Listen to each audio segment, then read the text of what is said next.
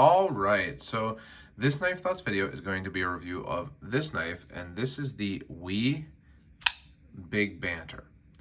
And so to give you a little bit of background, I have reviewed the WE Banter, the Civivi Baby Banter, and I will be reviewing the Knafs Lander in the past. And Ben Peterson is the designer of all of these knives, and he was actually kind enough to send the original Banter along for review when it first came out, or just before it first came out, because I actually kind of roasted it in a way on Reddit.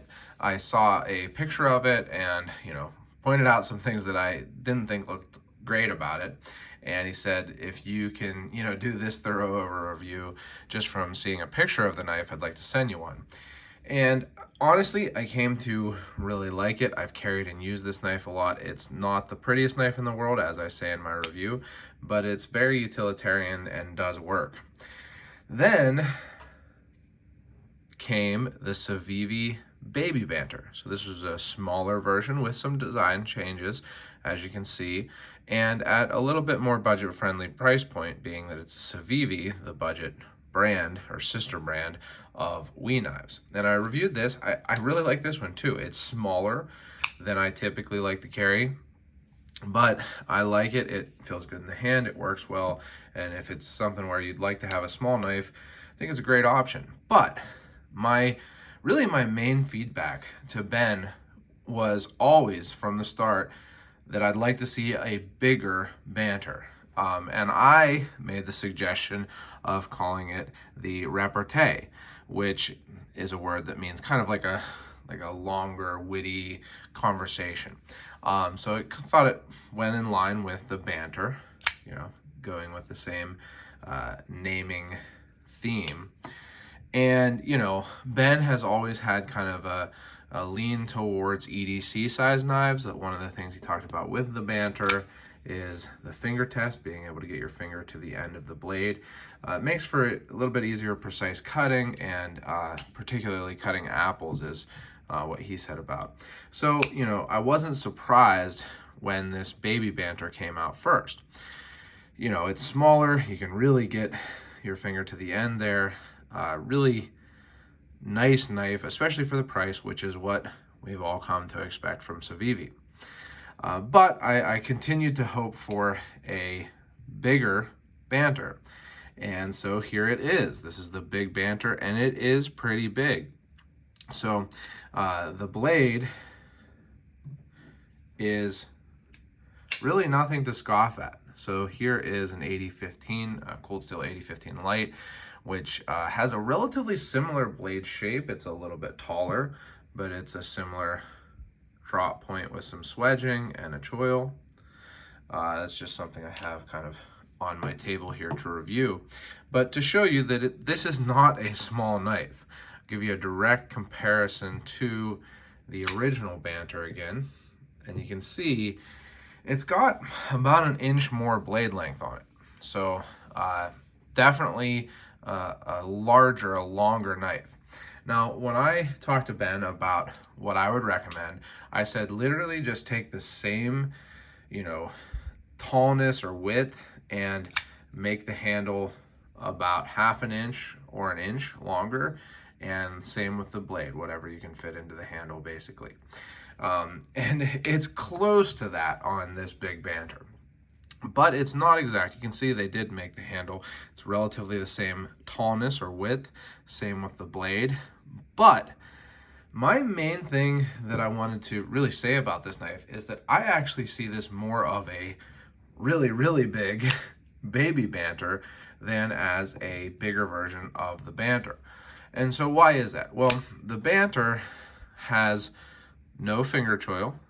It has a little bit, I guess, less of it has no swedge. It has a little bit less of a spear point seaming blade and a little bit more of a drop point seaming blade to me.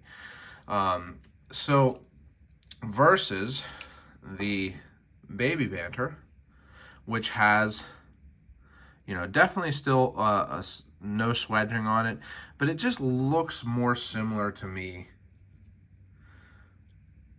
to the Baby Banter blade versus to the original Banter.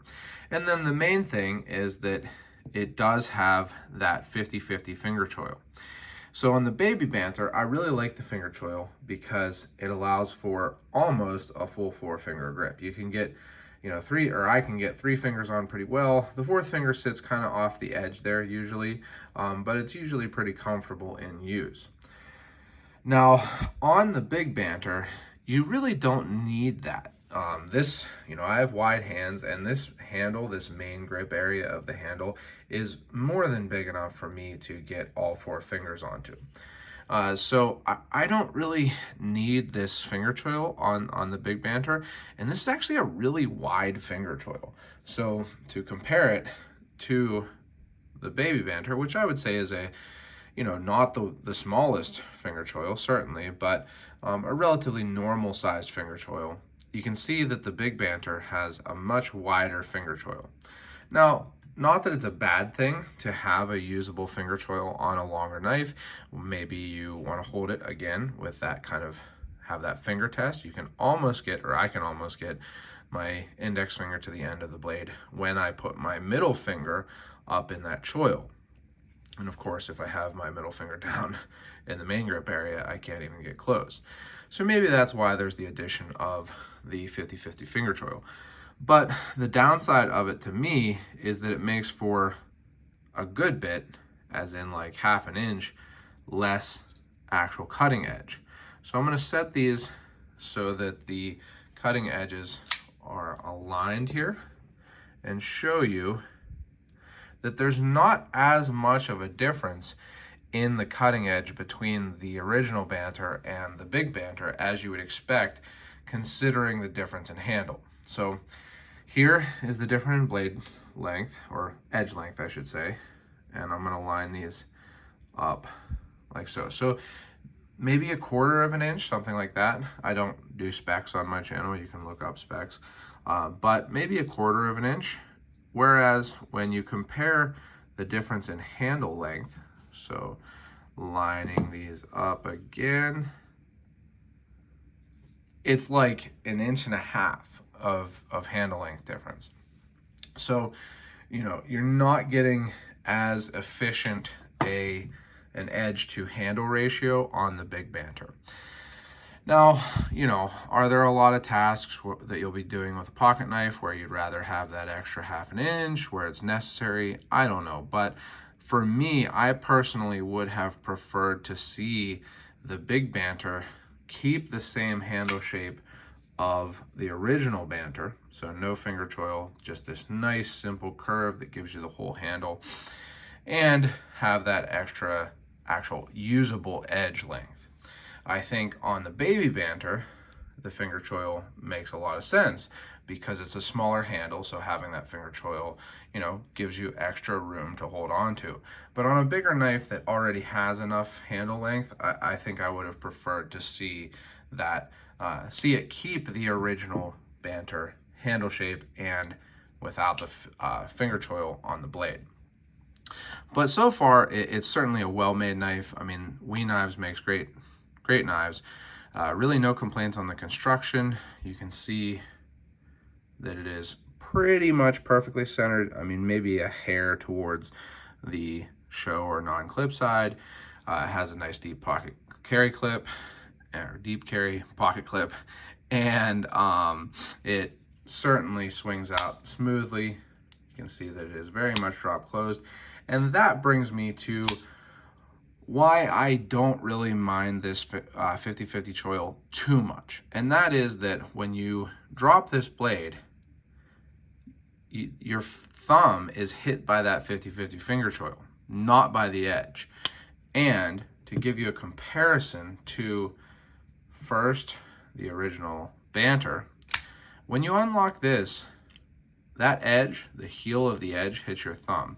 And, days when I've carried this, just from fidgeting, flicking it open and closed, after a while, you can really start to see, hopefully, that edge, that heel of the edge does hit your thumbnail.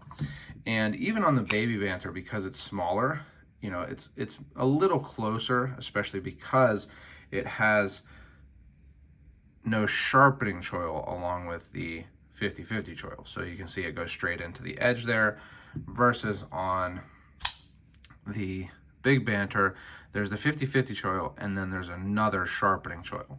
So is that something that Ben added to add a little bit of safety so that it's not, the edge isn't hitting your thumb, especially being that this is a bigger knife, and when you close it, it's going to have more momentum?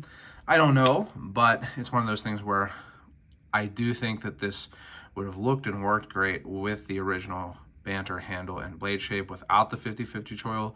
I do appreciate that the edge doesn't hit your thumb when you close it.